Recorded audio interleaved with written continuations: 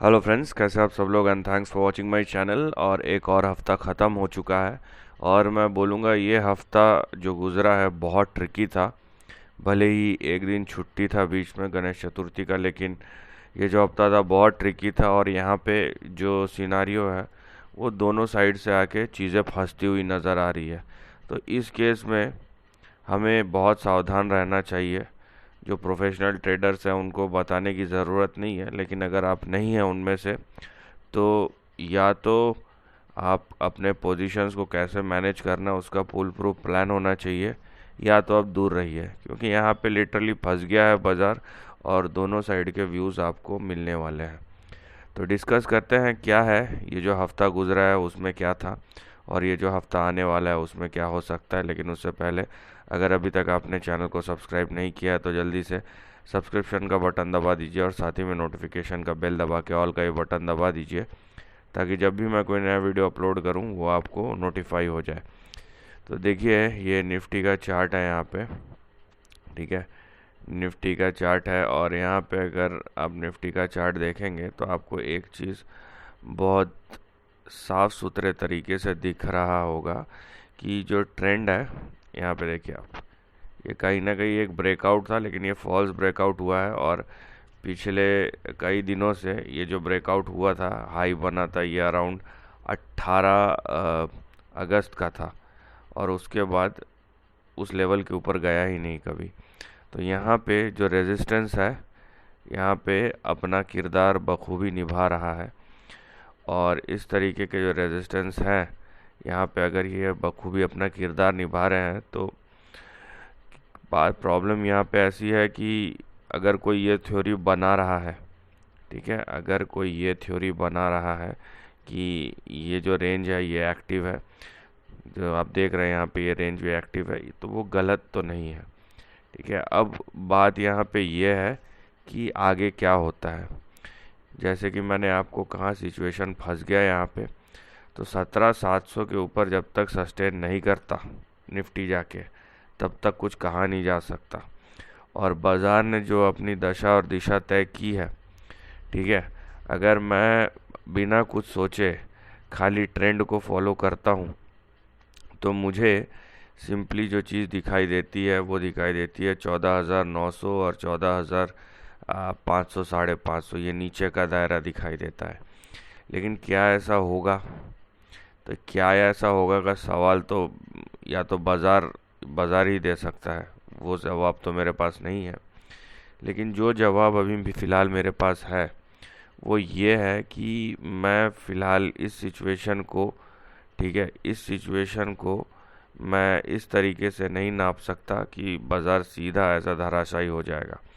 मे भी हो सकता है इसके चांसेस, क्योंकि मैं कोई अपना व्यू नहीं ले सकता, मैं बाज़ार को समझने की कोशिश करता हूँ, बाज़ार के डायरेक्शन से अपना डायरेक्शन तय करता हूँ, ना कि मेरे डायरेक्शन को बाज़ार पे थोपने की कोशिश करता हूँ। तब अगर मैं ये दूसरी वाली चीज़ करूँगा तो वो मेरे लिए ही नुकसान है।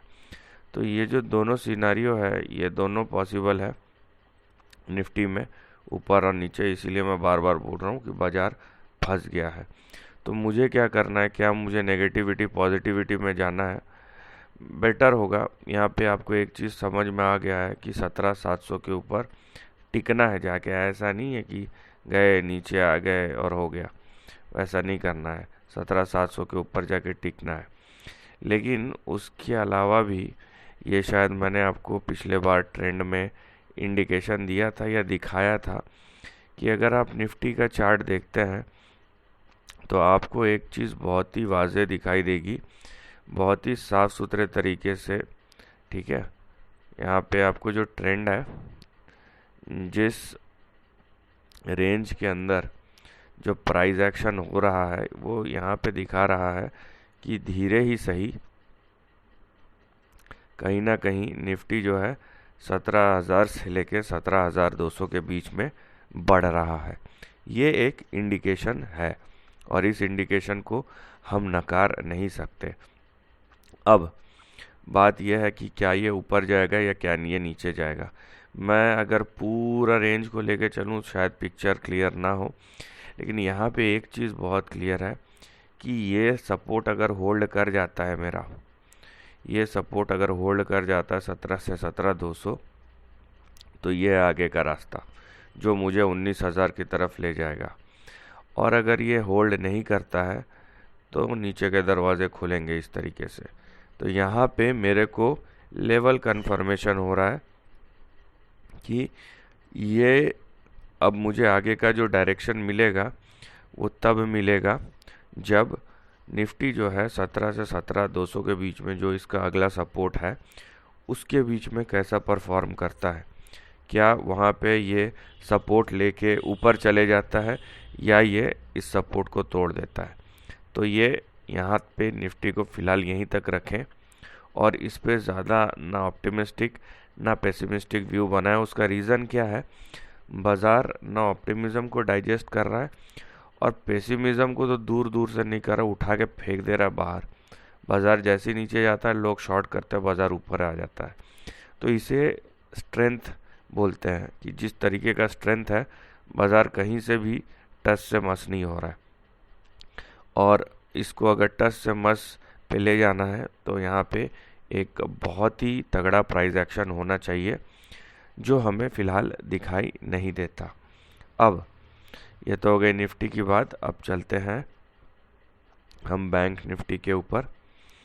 बैंक निफ्टी क्या है, अपने मन का मालिक वाला यहाँ पे ट्रेंड है। तो यहाँ पे आपको लेयर्स दिखाई दे रहे होंगे। बैंक निफ्टी थोड़ा सा ट्रिकी हो गया है और वैसे भी बैंक निफ्टी रेंज में आके फंस गया है। ठीक है, बैंक निफ्टी एक तरीके से रेंज में आके फंस गया है। तो यहाँ पे पहले आप रेंज को समझे, उसके बाद पहले छोटे मियाँ फिर बड़े मियाँ। तो पहले छोटा रेंज समझेंगे, उसके बाद बड़ा रेंज समझेंगे। तो ये बैंक निफ्टी का रेंज है, आप यहाँ पे देखिए।